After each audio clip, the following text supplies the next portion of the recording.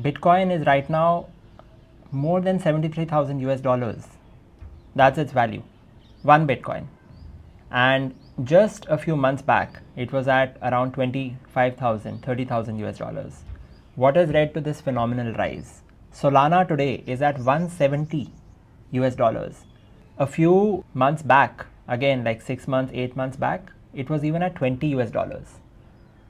So that's almost a 10x increase or a 7 to 8x increase.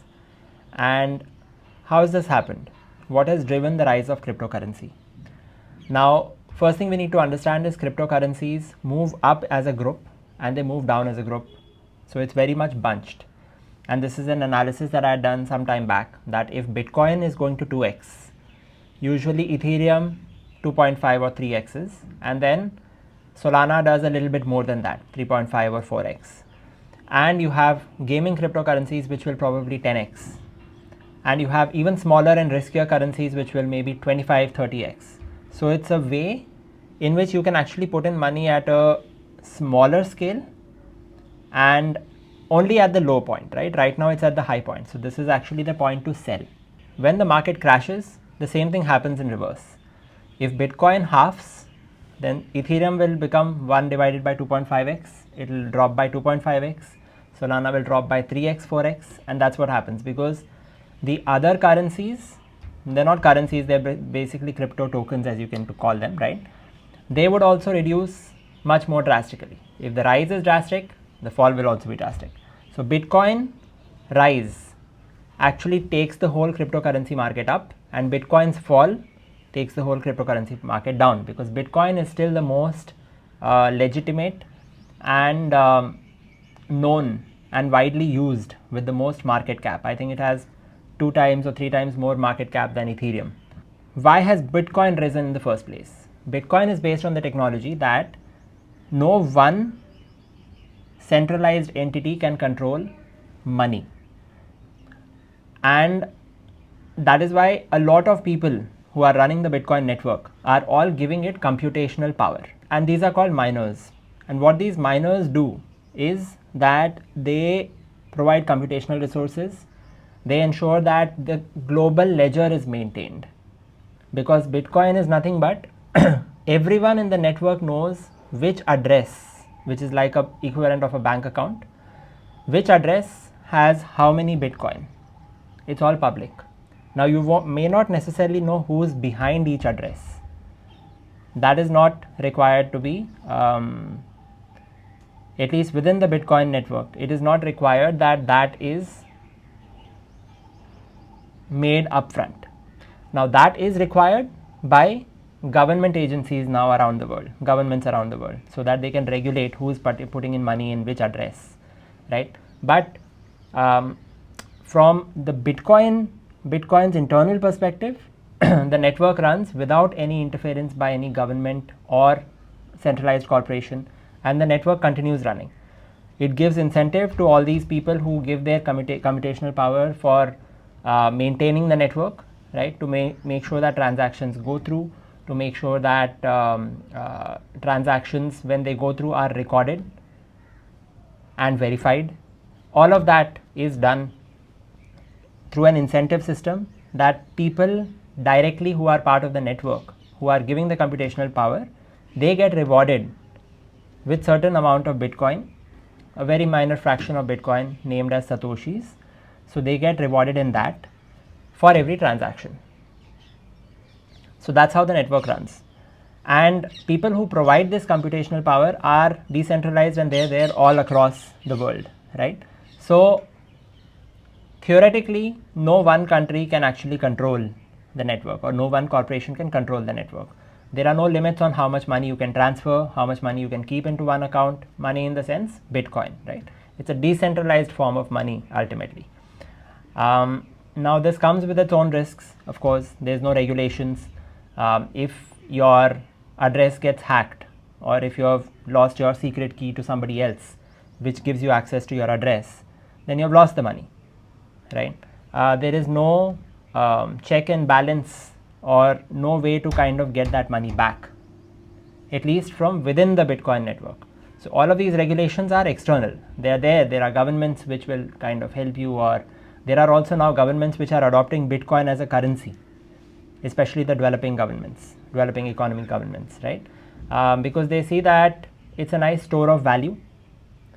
At least for now, it's a little unstable, but it has wide reach and it's widely accepted now. Another reason, real big reason, is that when the US did these sanctions on Russia, because it's been having, a conflict with Russia through Ukraine. When it did that, when it did these sanctions on Russia and got Russia out of the SWIFT banking system and used the leverage that the global reserve currency is the US dollar, which Russia held, and US basically in a way said that we do not recognize anything that Russia holds, even if it holds US dollars as reserve currency, we may not recognize it. And it tried to use that leverage of it being the reserve currency to impose sanctions on Russia. Now other countries are also watching this. No one has wanted any one country to have that power over them, and that is why there is a little bit of a gravitational push towards something like Bitcoin or an alternative currency. Now if it's an alternative currency of another country, then the same thing can happen. If it's a decentralized entity, a decentralized form of money like Bitcoin, which I think is the future for sure, then there is absolute transparency, and it cannot be meddled with unless all the people in the network who are supporting the network kind of form a union, and there are checks and balances against that also in the way Bitcoin operates. There is a lot of very interesting developments that are happening in the Web3 space as well. Another interesting development is that NFTs ecosystem had really taken off in Ethereum. It also took off in Solana.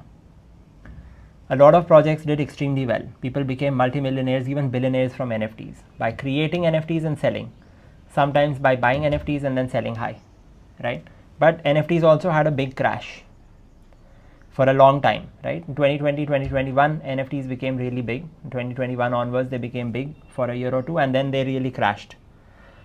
So you have all of these areas which are available. Now, Ordinals is the new hot area. This started in 2023 when we also spoke about it on this channel. And Ordinals is NFTs equivalent on the Bitcoin blockchain, which actually are stored in the Bitcoin blockchain itself. So this person called Casey Rodarmer found a loophole, and he was able to kind of store these NFTs on the blockchain, whereas in Ethereum, Solana, you only store a pointer to where your NFT is stored. In Bitcoin, in the Ordinals ecosystem, you actually store the NFT itself. So it's a very major thing, but as a result of doing that, it's a little more expensive. So you have smaller NFT collection sizes, and it's not fully organized yet. It's not very easy to create a collection. It's expensive. The ecosystem is not as strong. But volumes, in terms of volumes, Ordinals have actually been beating NFTs, Ethereum NFTs and Solana NFTs. So it's an area that we should consider and track. What we are trying to do is actually create NFT collections and perhaps sell them. Instead of doing trading, putting money in and then taking out, which can always be risky, if you only sell, if you create with AI and sell, there's only a potential upside. The only thing you lose is time, and you also get to play with the new technology and figure it out. There could be other applications that you could use it for. So it's a very interesting time. We are going to track this. We have already been tracking this for a year or so. We're also creating a course on AI, which we will be releasing very soon, where all the newest technologies are converging. AI, in the field of AI, in the field of cryptocurrencies, etc. So stay tuned, and let's grow together. Thank you.